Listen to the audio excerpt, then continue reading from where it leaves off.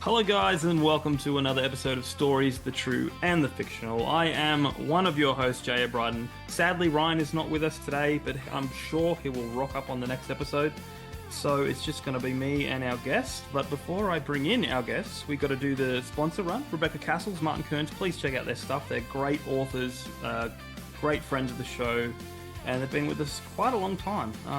All their links are down below, and because Ryan's not here, we do have merch. He has a shirt called Living the Dream. He's wearing it now, apparently. And check that out. Links below. But now, without further ado, let's crack right in. Jay-Z Pitts, welcome to the show. Oh, thank you for having me. It's going to be good. It's going to be good. We've crossed paths on X many times. Yes. That's where we met each other. But now we're here to, sell your wares to an extent. But for those who don't know, who is Jay-Z Pitts?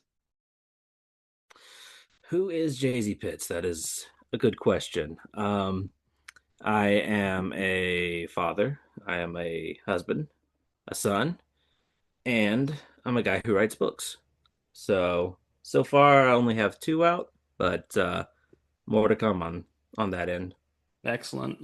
Yes, we're going to talk all about the book stuff, but first we like to get to know the people, because we find that if you get to know an author, then you want to buy their books. It's you feel like you know them. Now you really Yeah, want to know yeah. them and get inside their heads, unless you're like Janelle Shiki, where she's just bubbly and warm, and then you open a book and go, "What the is this?" Yes, the exterior hides the Yeah, danger within. yeah, yeah. Yeah, it's fantastic. But look, we've got icebreaker questions just to mix things up. We are headed into, well, probably when this is out, we're well into the Christmas season, so we're getting a little Christmassy and nostalgia-y this month, this year. It's the first time we've started doing it. So we're going to hit you with some Christmas-themed icebreaker questions. All right. So when you're ready, when okay, you're sitting on Santa's lap for whatever reason, and he asks you what you want for Christmas, So Yeah. what are you getting for Christmas from Santa? Well, let's see. What would I want from Santa for? Well, I would probably want a good, stable income. I know you can't really wrap that and package that and send it down the chimney or whatever, Yeah. but man, if I could make like a comfortable living for me and my family, and that would just afford me the time to write the books that that it would give me that time. I would love that. So yeah, if Santa can work his magic there, I'd appreciate it. Yeah. Well, if you've been a good boy, you know. So Hopefully, I'm on the good list. We'll yeah. see. I just hope it doesn't translate into writing stories. Like, so if you're held responsible for the people you murder in your books or something. Oh Like gosh, that would a lot of that authors would be in trouble there. that would be the worst feeling ever. You'd be like, oh my gosh. It's just like I haven't murdered anyone. Really? And he pulls out your books on page 43. It's there's a difference between imaginary murders and the Yeah. real thing. Yeah. So, Just saying. All right, cool. Second question, you're in charge of Christmas dinner. What are you putting on the menu? ooh, probably something non-traditional like brisket or something. Ooh, I love a good brisket, yeah, and very rarely get it. So, yeah, probably something along those lines. excellent. Excellent. The last two people we've had on have been British, and they just described the standard British Christmas lunch, the turkey, the potatoes. They both said potatoes. I mean, Um, potatoes is good and all, yeah. but yeah, I like going for things that I might not normally be able Yeah. 100%. to get. So yeah. Yep. Excellent. All right, for the next one, I'm going to bring up the Mount Rushmore, because we want your Mount Rushmore of Christmas movies. I've dressed Hey. up your American presidents. I don't know if this is offensive or not, but I'm Australian, so I don't really care. No, they look very festive. I like it. Yes. Okay. So hit us with your four favorite Christmas movies. Four favorite Christmas movies. Okay, let's see. Arthur Christmas. That's a pretty Mm, good one. I enjoy that. Um, on the total opposite end of the spectrum, there's Violent Night. That's a fun one. Mm-hmm. Um, let's see, what would be number three? Elf. I like Elf. Yep. Elf is definitely a modern classic.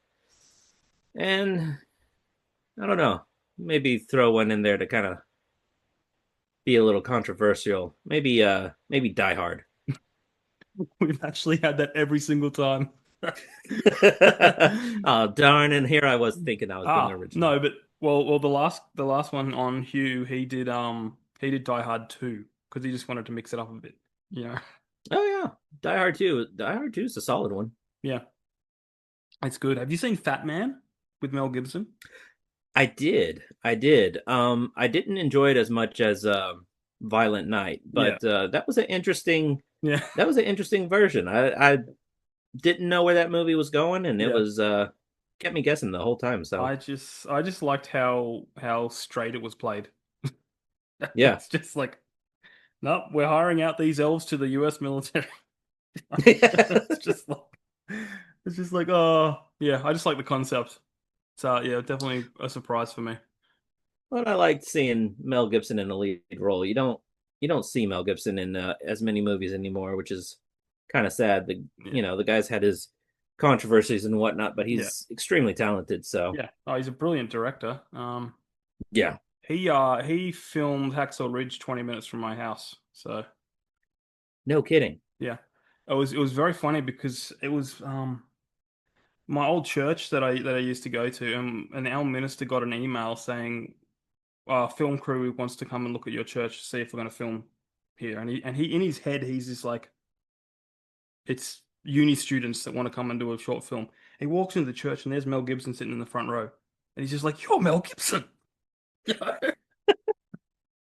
He's like, Oh, you that's know? awesome. Yeah. So that That's that's the awesome. the church scene in Hacksaw Ridge is my old church. Um, Oh, that is so cool. yeah, Wow. we got to watch him film. They turned. I felt sorry for them because it was the middle of summer at its highest point, and they're trying to make it look like autumn. They're bringing in autumn leaves and scattering autumn leaves around.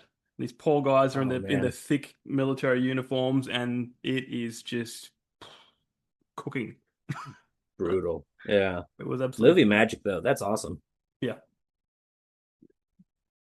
cool, cool. All right, now we're gonna get a little sentimental. So the ghost of Christmas past pays you a visit, and he offers to take you back to relive one of your favorite moments from your past. So where and when are you going? A favorite moment. Hmm. What would it be? Or something you just want to relive again. Well, I was thinking if I was going to go back to the past, um, I would want to leave myself a message. This isn't that wouldn't mess with any kind of time paradox thing, would No, it? Maybe I could leave myself a message back there. depends. Like we do when we do the normal non-Christmassy episodes, we do Bill and Ted rock up and take you back, to where you want to go. So it's kind of the Yeah. similar thing. But if you're talking Bill and Ted, there is no ramifications for anything, like at all, at all. You know, if you're Yeah, talking if you're yeah. talking Back to the Future, then yeah, there is kind of thing. If you're talking what Avengers, that it's like you start spewing off different multiverses. Oh So gosh, yeah. it That gets depends how you want to complicated take it. fast. I think Yeah. I think a No. message would be okay if you want to go slip yourself a note. Yeah, yeah. It wouldn't even be like, the obvious winning lottery numbers or Yeah. anything. It'd be like, stop wasting so much time and get serious. Mm, Uh people people say, "Oh, you're young, you got so much yeah. time, you got so much time," but you don't know. You Yeah. don't know. You don't know. There's a lot of assumptions in that statement. Yeah. So, and you only get to live one life, so don't waste it. Yeah. So that's a sentimental message, so I'll allow it.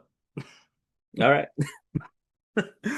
We had someone say he'd go back and give him his manuscript, like the book that he wrote. So he goes back 7 years and so he's already ahead. He's 7 years ahead.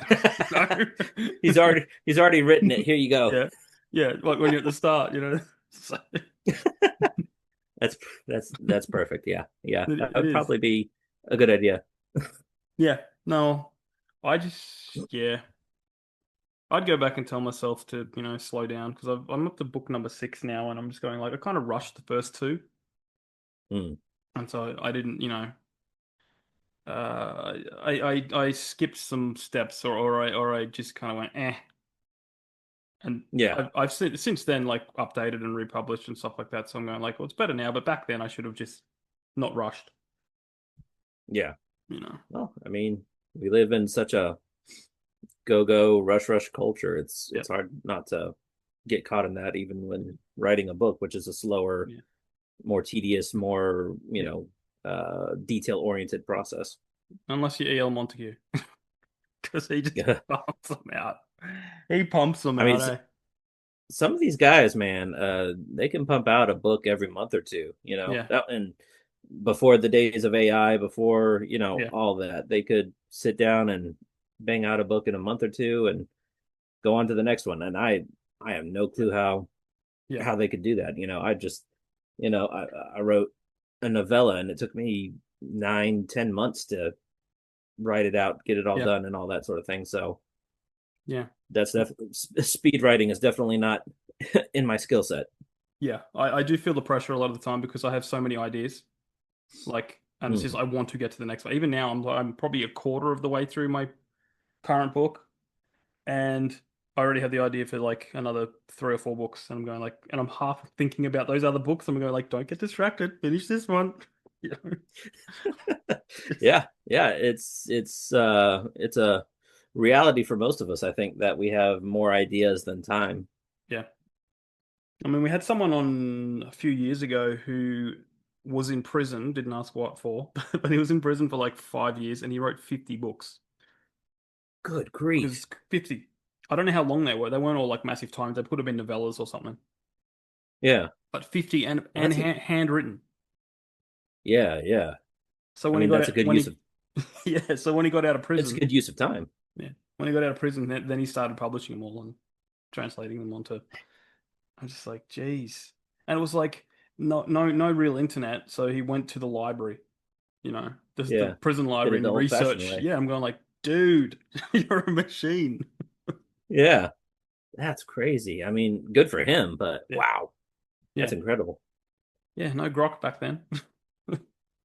No grok, no nothing, just that pencil and paper Yep. and dealing with those hand cramps. Yep. My handwriting's atrocious, so I couldn't do it. You know. Same. The legibility of my handwriting suggests that I probably should have been a doctor. Yeah. Oh, that's gold. Yep. Yep. All right, cool. You passed the icebreakers. That was quick. That was quick. So tell us your author origin story. How'd you get into it? What gave you the writing bug? The Jay-Z Pitts lore. Well, it it all started probably when I was about 12, 13 years old. Was had just gotten into reading in a big way, was reading a ton of books and was loving it. And can't fully explain the motivation behind it, but one day I just sat down with a notebook and just started writing. Um, and it was mostly like self-insert stories where, a character very much like me would be the hero of the story and he'd be you know, solving these kind of like the Hardy Boys, solving these little mysteries, having these adventures, stuff like that. Very much influenced by what I was reading at the time, boys' adventure books, and so that started it. And then I kind of got interested in filmmaking and tried to pursue that for a little bit. But long story short, it didn't really Mm, work out. Um, and so a few years back, I kind of had to have a serious reevaluation. Like, okay, I've I've tried to quit just stepping back and just trying to quit being messing around with creative stuff, right? But I always seem to come back to it. Like I just can't mm, let it go. So what does that mean? What does that speak to? And I'm still not 100% sure, but I decided, okay, I've got to get these stories down. I got to get express my creativity. Yeah. And so I was like, well, how about trying to write again and maybe write some books, you know? So back in 2019, something like that, wrote my first novel, which I promptly locked away and was like, okay, this is never going to see the light of day. I rewrote it once, trying to clean it up, trying to make it worth reading, and discovered that it would take a lot more rewrites to get it right because I was teaching myself how to tell a story and how to tell it in prose form, which to a certain extent I'm still doing, but just a little further along that journey. Um, and but it gave me the confidence that I needed to be like, hey, I just wrote, you know, over 120,000 words in this sci-fi book. That's awesome. I could do this. Let's see if I could do this again. And so about the time 2020 broke out with all its pandemonium, Mm-hmm. uh, I sat down and just kind of started pantsing, which I don't normally do. It was kind of an experiment. I wanted to experiment with pantsing. I wanted to experiment with writing a primarily the main character being a woman, a young girl, 16 years old, and write this YA sci-fi novel. And it started as an exercise, like I said, an experiment. But halfway through, I was like, this this may be publishable here. This may actually be something people would want to read. And so then I really buckled down and started writing it, finishing it, and it took the whole process took about 2.5, 3 years, something like that, and thus Virtual Rebel was born. Mm. Excellent.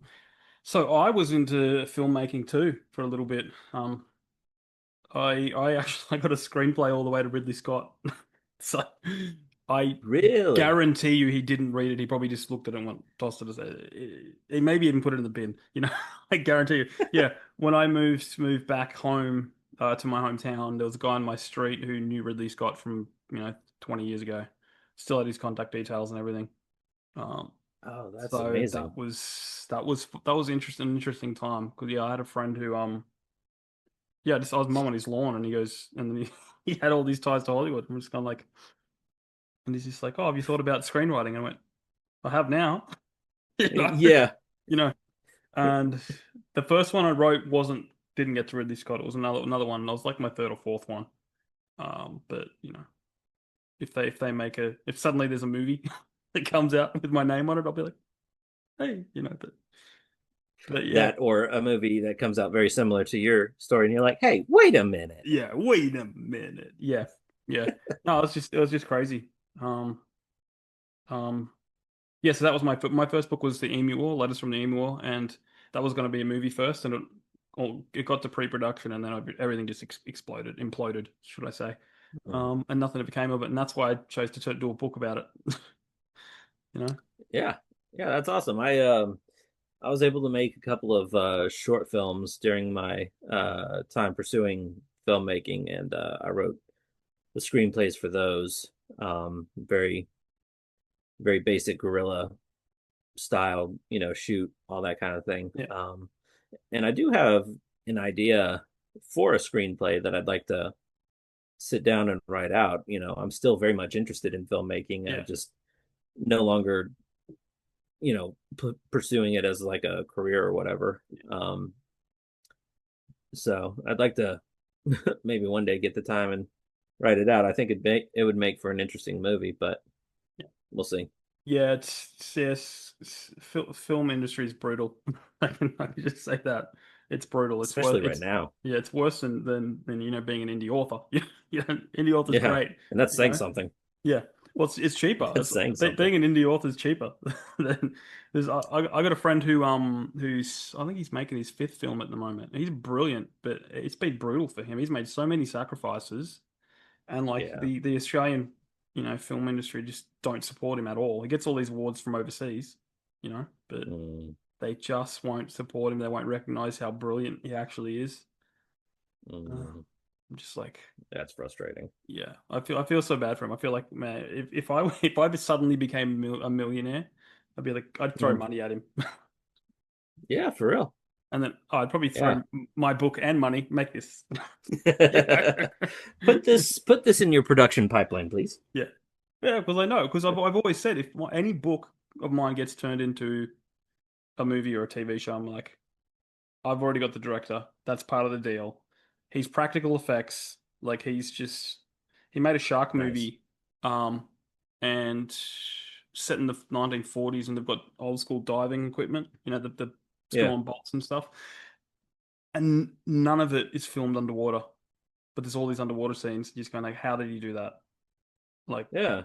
you don't. Oh, that's wild. They tried to walk him into the river because it's like a bull shark in a river, and they kept getting bogged, before they even got to the water, Yeah. because the suits are so heavy. Um, Yeah. yeah, Oh, that's awesome. yeah. So are you going to go back to filmmaking? Like, is that something intentionally, just you just thinking about going back to it? Like, are you going to work towards it, or are you Uh, just umming and ahhing? I don't know. I mean, probably not as like any kind of full-time career Yeah, pursuit, but I mean, I live near Atlanta and have a few connections to the Atlanta film industry. mm, Nothing high up and yeah, nothing big, but it's a little in. Um, I don't know. Like I said, I like the idea. It's interesting. Some of these ideas that come to me, I kind of think through them. I kind of see them certain scenes play out mm, in my head, and I'm like, okay, I think this would work better as a movie yeah, as opposed to a book. Just you know, for whatever reason, the story is coming to me more as a movie than a book. yeah, And and I have a couple of those, and I'd love to have the time to sit down and write them one day, but that would take away from yeah, writing my books right now, and I'm yeah, trying to get somewhat established there. yeah, So uh, it's a time thing. It's like yeah, when, where am I going to have the time? If yeah, am I going to have the time? So I'd like to. yeah. We'll see. Or would you turn any of those movie ideas into books? Like, is that a way to do it, or are you reserving them for just movies? I probably could with like one or two of them. There's one in particular uh, in my head right now that's like I think would be fairly easy to make as a Yeah, movie. It would be a kind of a found footage type horror satire, cool. kind of dealing with influencer culture and the videos that we post on Yeah, the internet and stuff like that. Um, I think that would just be perfect for a movie. I don't really yeah. see it translating very well to a No, book. I've never heard of a found footage book. You know, Yeah. isn't Well, that I isn't mean, that called a journal? You know. yeah, a journal or a it could be I could convert it into a kind of a true crime, a fake Hmm. true crime type thing. I think Yeah, that would be the best way to translate it into a book form. But yeah, I think it would be hmm. more interesting as a movie. And it would just be kind of fun to play with Yeah, influencer culture and yeah, TikTok and the internet and all that kind of thing in a yeah, kind of satirical horror movie. yeah, And it would be super easy to shoot yeah. because you're Found just using footage. cell phones. Yeah. Yeah, So yeah. No, I'm a sucker for a good found footage. Like, I know there's a lot of bad ones, but there's a lot of good ones. Like, I absolutely love Cloverfield. mm, I've always loved Cloverfield, and Cloverfield's great. I love how they're open ended a lot of the time, and it's just like, because this is found footage. It's like that they're not going to explain everything, you know. You Yeah, know. yeah. I mean, and again, just thinking to the costs, like you don't even have to have a score because Yeah, again, found footage. yeah, So the thing is, like you said, found footage is hard to pull off well. There's a yeah, lot of bad ones out there, yeah, and I honestly can't think of the last good one that came out. yeah, Um, so it's not there's not a whole lot of interest around doing another one right now that I yeah, know of. Um, But again, just because of the subject matter of the story, I think it would just naturally be good as a found footage movie. So Yeah. I don't know. I was gonna do a found footage one probably 15 years ago, just for poops and giggles, Mhm. and it was gonna be about like a mutated killer sloth. And it was gonna be That's called awesome. You Will See It Coming. Like it was gonna be called Sloth, You Will See It Coming. And I just this one scene I had in my head for the whole thing, and it was just piss funny. It's like when people they drop the camera and they get dragged away. Just imagine this Uh, slow drag. It's just like no, no. I'm just like I can't unsee that. I'm like it'd be so funny. that would be hilarious. Just because it's satire. I love comedy, but again, I'd play that straight. I'd play that so straight, but it's just I've got to do it. And because my nephew he's big into filmmaking now. He wants to make his own like films and stuff like that, and it's a lot of hard Yeah, work. They helped yeah, me. Because I almost did a short film for my book Ancora. I did a book trailer, but I couldn't finish I couldn't finish it because my niece and nephew are so hard to pin down. We're going like, just give me a couple of mhm, days. Can we just film this thing? yeah, Like, oh no, teenagers. Um, but yeah, now yeah, now I'm yeah. going to try and convince my nephew to do my sloth movie because that'd be so funny. That sounds awesome. Yeah. Just, yeah, copyright, guys, don't steal it from me. My idea. Yeah, yeah. Well, that's how copyright works in Australia. You write it down. If you've got evidence that it's yours and you wrote it down, you don't have to go to some agency and go copyright. It's just like it's copyright. Similar to America, the only reason that we would register with the Copyright Office is it adds an extra layer of Yeah, legal protection. yeah. Well, the guy that helped me try and get into filmmaking and all that, he did a thing where you'd write the screenplay, you'd print it out, you'd date it, and then you'd mail it to yourself and don't open it because then it's got the Yeah, date that's that it was mailed. from my understanding, that's a pretty old-fashioned technique Yeah, to kind of establish a paper trail and all that. yeah. Well, that's cool. Yep, I think it's still got some screenplay sitting there, but I turned it into a book instead. So yeah, that's what I've been doing. I've just been turning all my screenplays into books, and so far they've worked, except for the sloth. that's Like awesome. I don't know how Oh, don't give me more ideas. I hate this. I have so many ideas already. No, I'm gonna shove that one to the side. I know one guy that wrote a whole series. I don't know how many books he's at now, and I want to say I read the first two. I read the first one for sure, but I can't remember if I read the second one all the way through. Mm. Where he has all these different characters dealing with a zombie outbreak, but it's not a typical zombie outbreak. It's zombie turkeys. That's you too.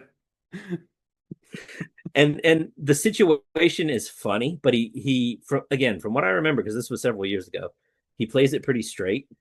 And Mm. so you're dealing with and turkeys can do some damage. Yeah, So you're dealing with all these zombie turkeys that you have to figure out how to deal with, and you have to also be smart enough and quick enough to get away from them because yeah, they get in a group and they yeah. can do some damage.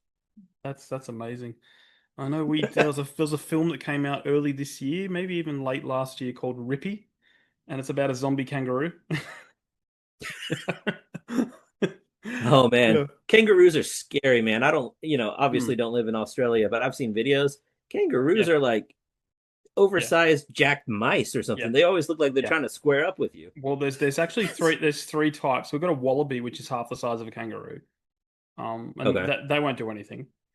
You've got the okay, grey kangaroos, which you'll find at the zoos, and you can go and pet. You can pretty much pet them. They're placid or whatever. Although one of my funniest videos is one of them kicking a guy into a lake. The guy's just standing by a lake and it just lines up behind him, and just goes, "Bong," and the guy goes, hilarious.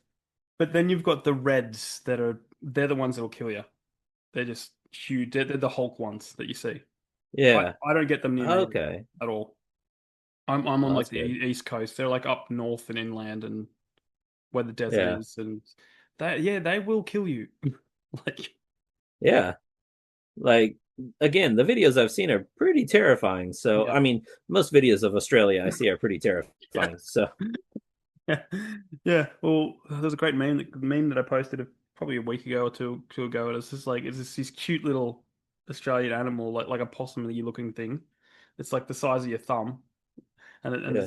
it's going like everything, you know, not everything in Australia will kill you. Don't get me wrong. This one wants to, it just can't. You know? That's awesome. Yeah. No. Look, I'm alive. I've survived 41 and a half years. So, and I You're live a where all the, survivor. well, one of our most deadliest spiders is called a funnel web. And apparently, Hmm. Okay. when I was a baby, one crawled under my cot. You know, like so. Oh. I've had dangerous stuff near me my whole life. Um, Whew. Yeah, I don't think I could survive Australia, man. yeah, well, I'm Don't pretty think I sure could do it. it's only the tourists that die. Apparently, you That makes know? sense. Yeah, That makes sense. just yeah, no, I love it here. I live in a national park, so there's a lot of cool animals and giant Oh man, lizards. yeah. Like, yeah, we've got a lace monitor that's like 2 meters long or something. Oh, that's awesome. It's just yeah, they'll run away from you. They won't attack you though, but they do some damage Yeah. if you corner it. Oh yeah, I'm sure. Yeah. Most any animal will put up a fight once you corner it. Yeah, cool. Anyway, let's actually start talking about books and stuff. Why don't we plug your latest book, The Christmas Demon? Yeah. I'll bring up the cover. It's a shame Ryan's not here because Ryan loves horror and demons and this. I've got to say, this cover's amazing, man. Well, thank you. It's Yeah, that I'm it's pretty. that Christmas feel, and then like, didn't you do like an AI video where you bring it to life, and then Yeah, I did a yeah, couple of different AI videos with yeah, yeah, the Christmas demon. yeah, Yeah, and that that was was fun. totally that was freaky. Yeah. That was pretty fun. Yeah. Yeah, it was fun kind of coming up with the concept for it. And it's interesting how it kind of evolved into this too. It was a combination of creativity and budget limitations at the same time. Because I try to keep my costs as contained as I can. Yep. So I found this company that getcovers.com, very Yep. affordable, and you get unlimited revisions with them, all that good stuff. But they are a Ukrainian company, so the back and forth can take a while. It can take a few Yeah. days before Yeah. getting in touch, all that good stuff. Um, and it took a while. It took a lot of back and forth to get it to this point. Um, and some of the stuff that they sent me earlier kind of influenced what it turned into because Oh wow. before the demon looked very different. And I don't think the house was there. I'm pointing at it like Yeah. anybody could see it. Could see me point. Yeah, I don't think the houses. I don't think the houses were like that, and I can't remember if the family what the family was like. So I was like, okay, no, Hmm. we need to. It needs to evoke that kind of Christmas feel, like you're saying. There needs to be snow. Yeah. There needs to be like the hint of a mountain range behind the demon and all that sort of thing. And the design of the demon was difficult because they mostly use pre-existing Yeah. Like photos and yeah. images and stuff like that. And so the the the range of images for the demon were very limited, Yeah. especially with what I had in mind. And so we finally settled on one, but it was hard to finally settle on it because it's not 100% how it looks in the book, but it's close enough and it gives enough of the demon vibes that I was looking for to be like, Hmm. okay, it gives the audience an idea. You pick up the book, you look at it, and you're like, oh yeah, okay, I know what I'm in for, you know. Yeah. And then when they added the houses, the buildings right there, Hmm. it kind of had this like I believe you mentioned like an oil painting aesthetic or something like Yes. that. Yeah. And I picked up on that and I was like, oh, that adds even more of a Christmas feel Yeah. to the whole thing. So yeah, we're gonna make the whole thing look like that now. Yeah. You know, because that was just an that was just an element or an asset that looked like that. And I was like, no, everything's gonna look like that now. This is gonna help sell the whole Christmas vibe. Yeah. So yeah, it was interesting. It was interesting kind of working with the designer and kind of uh working our way toward this design. Yeah, no, it's fantastic because guys, if you don't know, we've got a series called Worth. Would I read this? Which I do with a with the husband of one of our sponsors. Yeah, Neil Castles. And yeah, it's a great series. We just do what we shouldn't do, but what everybody does, judge books by their covers. And we did a good one on this. I think it was the last one that came out. Um, and yeah, it just screams Christmas. Like take away the words "the Christmas demon." It's Christmas, like, and Mm. it's cool. So, how different is the demon in the book itself from the one that's on the cover? Well, the one on the cover looks a bit more like wild and beastly, Yeah. and in the book, he's a bit more mythical, a bit more Okay. yeah, yeah. He's a demon from real folklore, Oh, cool. but I kind of take him and reimagine him a little bit to I guess my version of that. So in the book he can telepathically communicate, and he wears this shroud. His horns look a little different in the book. Yep. Um, so, but I mean, you still get the vibes that I'm going for of the cover, and it just shows what creativity and budget limitations you could do, and Yeah, just because you have budget limitations doesn't mean you can't create an awesome cover. So that's 100%. I did the cover for my latest book, I Destin. I did that all myself. And I've had a few people read it just because of the cover. I'm going like, I thought it was an okay cover, but apparently everyone likes it. It's like, um, I was so nervous about the cover for the Christmas Demon. I mm, showed it to a few closer friends on X, and I was like, "What do you guys think? What do you guys think?" And one guy actually helped a whole lot. He was like, "Okay." He's designed covers too, and he's like, "So what I would do is I would do this with the colors, and kind of yeah, do this, do that. So suggest that to your designer." So that was a great help. And but yeah, I got great feedback on the cover. So yeah, again, it's just amazing what can happen with some creativity and some limitations. yeah. Yeah. Well, it's like I like to say it's like Michael Bay. He was really good before he had a budget, because you can find to limitations, and then he's just like, I just want to blow everything up now. You're giving me all this money, I just want to blow everything up. It's just Everything explodes yeah, now, including grass. yeah. Have you seen someone made a video it's probably 20 years ago, 15 years ago, and it was like the Titanic, but if it was directed by Michael Bay or something, and people are No, I falling didn't see that. falling into the water and blowing up. That's awesome. It's so funny. So funny. Yeah, but you mentioned folklore with the demon. So how much research did you go? Did you do a deep dive, or did you just dig until you found something you resonated with?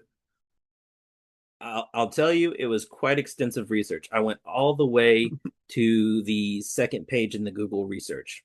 So, Wow. yeah, it's a Yeah. deep dive when you do that. Yeah. No, it's it wasn't like super extensive or anything Yeah. like that. It was just kind of like reading what was readily available, and kind of forming my ideas about the version I wanted to Hmm. do. Um, because I'll just say it in case anybody didn't.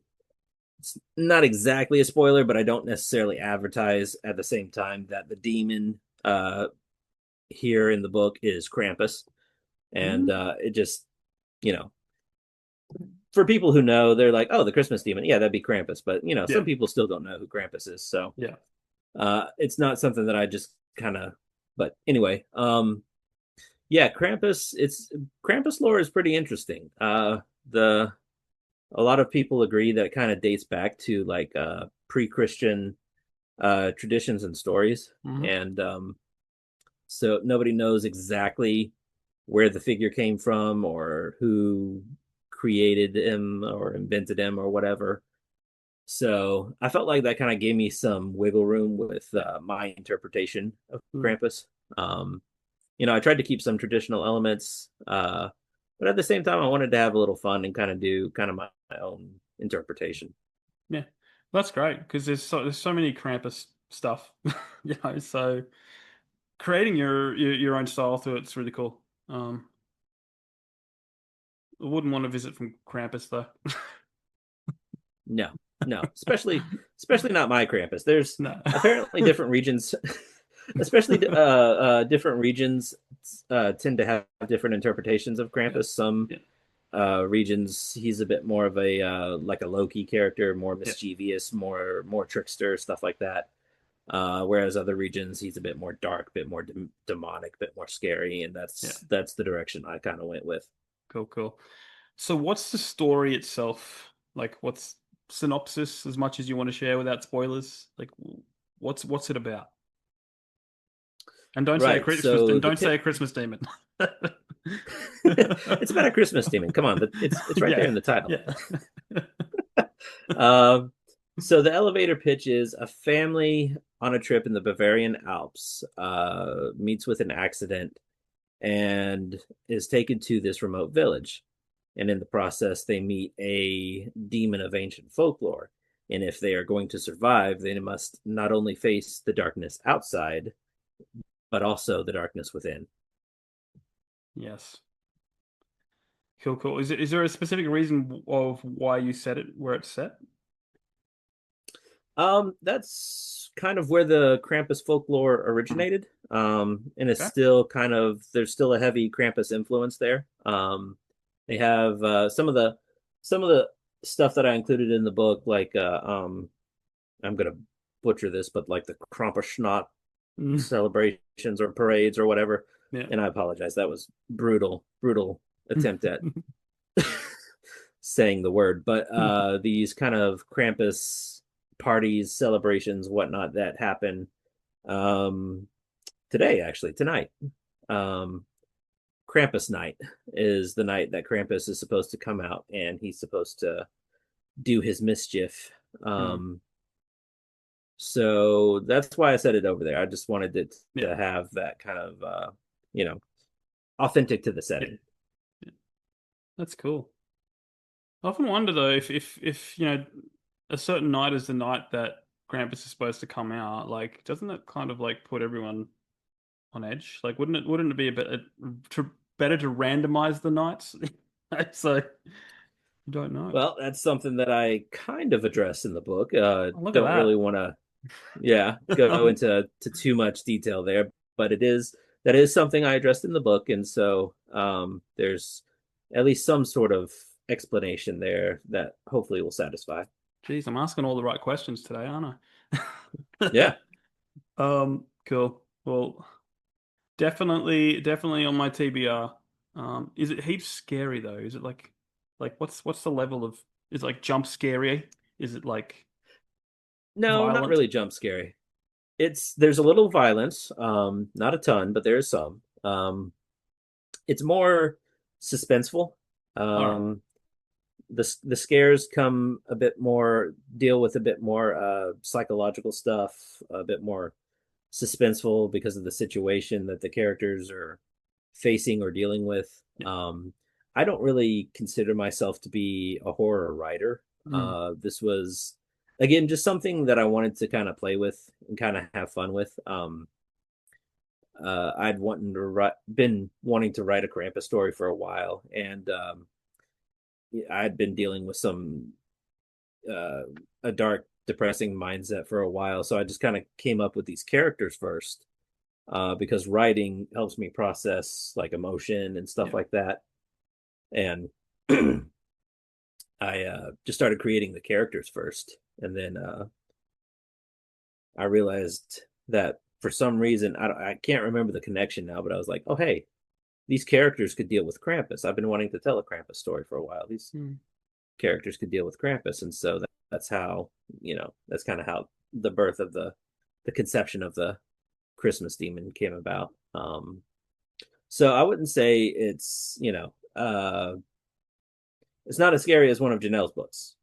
We'll just No. put it that way. She's Yeah. one of the queens of horror, so I'm not Yeah. gonna I'm not on that level for sure. But I think readers will find some delightful darkness and suspense in there that'll keep them on edge. Awesome. Do you think you'll do any other Christmas themed books in the future? Or maybe even holiday mythical beings. I don't know. The mythological beings is something that I find fascinating, Mm, and there's a character that I come up with that's not really tied to any real folklore or mythology like that. I mean, little bit there's a little bit of a tie to some pre-existing folklore and fantasy, but it's not a strong tie, and it's completely made up on my own end. So he'd be kind of a character that'd be fun to come back and kind of do more with, but I don't know. I don't know yet. Don't know if I will or not. yeah, cool. So what are you working on now? What's your latest project? Latest project is going in a completely different direction than the Christmas Demon, and it is a cozy fantasy about Mm, family of dwarves having to work to save their inn from imminent domain. wow, that's domain, not demon. Yes, domain, not demon. This is Yeah, government government corruption and yeah, evilness, not spiritual corruption and yeah, evilness. yeah. Cool. Although the two are somewhat related there, so yeah. Yeah. No, that's cool. That's cool. So it's like a fantasy, I take it? Cozy fantasy? Yeah. Yeah, it's cozy fantasy, very low fantasy, not a lot of magic, Yeah. not a lot of stuff like that. It mostly the story revolves mostly around this dwarf family and their attempts to save the inn and what, the cost of that Yeah. to their relationships to each other, to the community and stuff like that. And it's still very much in the early drafting Yeah. process. Right. So it's still kind of evolving and forming itself. Yeah. No, see, I like that concept. I don't know. I like the idea of throwing things into a fantasy world, like, because always got the epic battles and the fantasy stuff, but then like, how about a story about just people that live in a fantasy land? Like that are just the everyday people. Why don't I've always loved the idea of a doing horror in a fantasy setting because some of those creatures are flipping horrific. Oh So yeah. you know, Yeah, definitely. Maybe one day I'll do something like that too. I like uh again, not really straight on horror author, but I kind of like writing the occasional scary story here and there, yeah, obviously. So that might be fun to try in a more yeah. fantastic setting. I prefer creepy over like horror, scary, or whatever. I just a well-crafted, creepy story. I love Mhm. the movie A Quiet Place. That movie. I'd say Yes, so Quiet that's Place. that's more Yeah. creepy than scary. It's just Yeah, yeah, yeah, um, yeah. That's if I had to, give a vibe for the type of horror that I write, it'd probably be more in line with like something like that. yeah, cool. I just wish I didn't make so many of those movies. It's just like Well, it's like sometimes I'm like, just one movie would have been perfect. Just one. You don't need the first more. one's great. Yeah, The second one, it's okay. the second one was okay. It was okay. I found the third one to be very boring. Was that the day one? Yeah, It's like a prequel yeah. because I think they're doing a third It one, but was the last one was a prequel. the third one was when they were like in the city and it was Yeah, like totally different characters trying to get out of the yeah, city or something yeah, like that. yeah. I didn't watch that one, but apparently they're doing a third I one with just Emily Blunt. yeah, I'll probably check that one out. Which But I yeah. I totally respect her inserting herself into that movie because she's Oh ma man. she's married to John Krasinski, the director, Yeah. I and mean, he's looking at the that's script and then she's like, "Yeah, I'll do that." I I mean, she's super talented, Oh so yeah, I don't really know if there's a role that she can't play. She's played yeah, all kinds of roles, so and it's kind of awesome that she's got a speech impediment apparently, or a stutter or something, and she learned acting to get rid of that speech problem she had. That's cool. no, I didn't know that. That's cool. That is cool. Yeah, no, Did not know that. my brother-in-law's a diehard Emily Blunt fan. It's just like everything she's in, I want to watch it. But he hates Anne Hathaway, so that's funny. Like that means you can't watch That's funny. the Devil Wears Devil Prada. Wears Prada. You can't watch that movie. Yeah, How do you do that? Ah! Yeah, and that was the movie that kind of put. Wasn't that the movie that kind of put Emily Blunt on the map? yeah, Like yeah, she'd been in stuff before, obviously, but yeah. that kind But of that's the one that. explode. I was bummed that she, oh, what? Because John Krasinski was Mr. Fantastic in that, was it Strange, the second Doctor Strange or whatever, Yeah, and everyone yeah, yeah, wanted yeah, everyone wanted Emily Blunt as the Invisible Woman. You know, yeah. that she would have been Well, they great. work Like well she, together. like, Yeah. yeah, she would have been great. Um, cool. All right. Well, what we're gonna do is we're gonna play a game. I don't know if you've heard of our story pitch game, but it's Don't think so. it's basically you're going to pitch us a story with a certain amount of specific parameters. I'll bring up the picture first. It's the Christmas Oh boy. edition.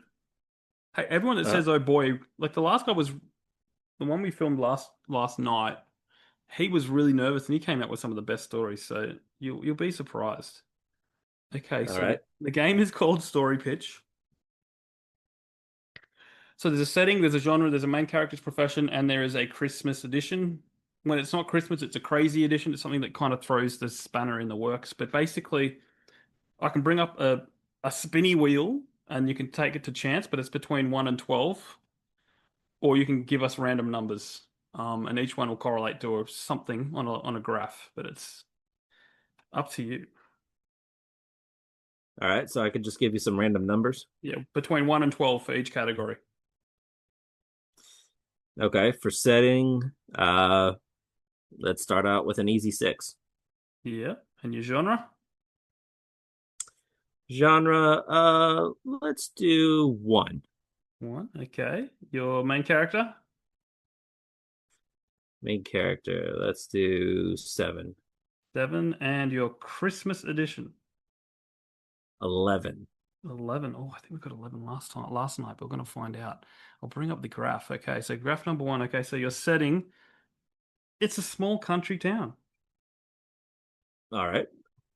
And your genre, I don't know if you can like this, it's a romance. Oh boy. Your main character, he's a rock star. All right. Yeah. And yeah, we had this one last night. Oh my gosh. Okay, so your Christmas edition is Santa holding a meeting to decide what to do with naughty steam train drivers, seeing as coal wouldn't necessarily be seen as a punishment. All right. I think we got ourselves a Hallmark movie here. Yeah, okay, so just to recap, it's a romance. It's set in a small town, a small country town. Your main character is a rock star, and it's got to have a meeting with Santa discussing what to do with naughty steam train drivers. Now, you don't have to answer the question to the steam train driver problem, but it just has to be happening. Okay. All right. All right. So that's what I got to work with. And so I got to pitch like a story using those Yep, elements. yep. Got to bring all those elements together to pitch us a story. All right. All right. Well, let's just see. During this Santa meeting, right? Hmm. There is a elven woman who is bored and decides to leave and go on her own adventure. Hmm. So she goes to this small town where she runs into this washed up rock and roll star. And so they start slowly forming a relationship, but she starts making friends in the community and stuff like that. So she's like, I'm done being an elf for Santa. I want to live in this small town and just, have my peace and not be part of the Christmas commercialism madness and all that sort of thing. And so he's like, okay, yeah, you're cool, we're connecting and stuff like that, but I've got this last chance for greatness. I've got this last chance to have this comeback concert that'll just, put me on the map again. And he wants to take her with him. But she doesn't want to go back to the madness again. She doesn't want to go back to, big town, big problems, anything like that. She's happy in her small town, baking Christmas cookies and uh doing what she does there. So of course he's like, well, I gotta follow my dreams. I'm sorry, know, I think I'm falling in love with you, but this obviously we're not compatible. This isn't gonna work. So he goes up on stage and he's about to bring out the big dogs, his big hits from the past, and just reignite the audience again. But then something happens. Mm. Maybe it's a note played on a piano. Maybe it's an image that flashes on the screen behind him. But something on that stage reminds him of her. And in that moment, all he wants is her again. He doesn't really want the big comeback. He doesn't really want all the money, all the fame, all that madness again. He just wants her. And so he walks off the stage. He walks off the stage and runs back to the small town and into the arms of that woman, the elf, and they live happily ever after. See, the people that think they're going to be horrible at it craft the best stories. That is definitely a Hallmark movie. Yeah, I mean, if we're going holiday edition, that's I got you a Hallmark movie right there. That's amazing. Now comes round two because we have a second graph. So Okay, you can give us the same numbers and they'll be completely different, or you can give us new numbers. let's do some new numbers. Okay. What do you got for the setting? All right, we'll do a 3 for the setting. And the genre? Let's do an 8. 8. What's your main character? 12. 12. Okay, and what's your Christmas edition? 4. Or Oh, I love it. Okay, so your setting is a garage sale or a yard sale. Okay. Your genre is 8. It's an urban fantasy. Oh, Your main character is a politician who actually cares about people. okay, okay. And your Christmas edition is Sam and Dean Winchester building a nativity scene. Okay. All right. So once again, doing another story pitch. Yep. Pictures the story. An urban fantasy set at a yard sale your main character is a politician who actually cares about people, and it needs to feature Sam and Dean Winchester building a nativity scene. All right. I'm not gonna lie. I don't know who Sam and Dean Winchester Most are. people don't, but all you need to know is they're from Supernatural. Um, they hunt demons and ghosts and help people, Oh, and so it's the they're main characters brothers. from Supernatural. Yeah, yeah, Okay, okay. I vaguely yeah. no, I haven't seen the show, but I'm We aware cho of we, them. we Okay. chose them because it's broad enough. If you don't know them, you can just go. They're two brothers that hunt demons. So Okay. Okay. All and right. drive around it in a parlor and listen to 70s rock music. So, Okay. All right. So this one's a little less clear cut than the last one. mm, So, well, all of our characters that are at a yard sale. All right. And Sam and Dean are at this yard sale because it's a more of a tangential story element. mm, They're building this nativity set to kind of ward off some of the evil Christmas spirits like mm. Krampus Yep. that might be lurking nearby because this is urban fantasy. You just never know. Yeah. Um, and the politician, he's there because you know uh the town's fallen on some hard economic times, and so he heard about this yard sale, and so he wants to contribute. He wants everybody to be okay. Hmm. And he sees the brothers, and he's a little concerned because he's aware of their reputation precedes them. Hmm. So there's some concern there. And so because this guy cares so much, he decides to stop and help them build the nativity set. And just in time too, because some Krampus like mischief is hovering nearby and is trying to get through. But because they built this nativity set, it acts as a ward around the house, and they're able to fend off the house.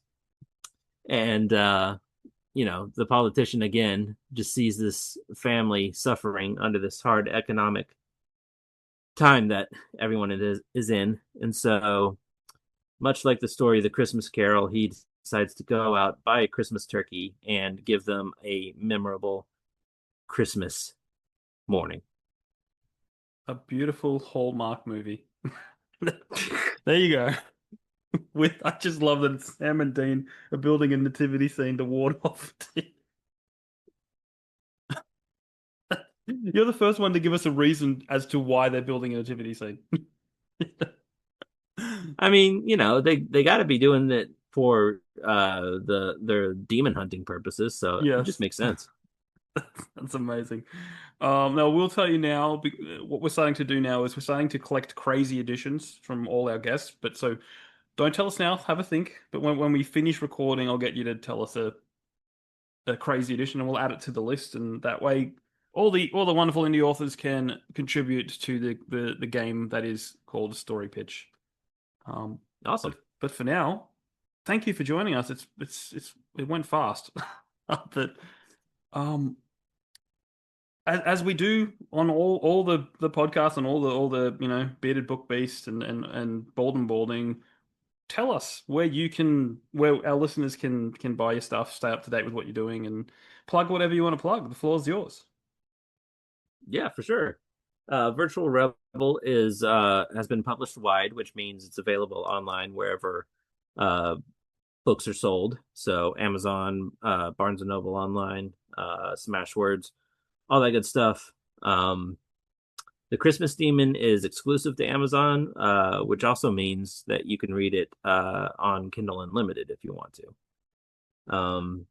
And those are the only two books I have out right now. But again, like I said, more to come there. My links, I have a link tree, which I think you guys might have, so you can find all my relevant stuff there. I'm on Substack, X, Facebook, Instagram, TikTok, all those good places. So, and all that you can find on my link tree. Excellent. Well, guys, I'll put all the links down in the show notes, so please check that out. Please go buy a copy of The Christmas Demon and read it to small children. No, I'm kidding. Have a read. It sounds fantastic. I'm definitely going to read it. If not this Christmas, next Christmas, or Christmas in July, when it's actually winter in Australia. Not. Oh yeah. Because you guys have to be special and be the opposite of us. Yeah. No, let's just say we see a lot of Santas in shorts. That's awesome. So that's Australia for us. And apparently our sleighs get pulled by kangaroos. So, there's a million jokes about that. Work with what you got. Makes sense. That's it. So guys, if you want to reach out, thetrueandthefictional@gmail.com. Reach out on the socials. Check out our sponsors, Rebecca Castles and Martin Kearns. And until next time, keep supporting those indie authors, and we will catch you on the next episode.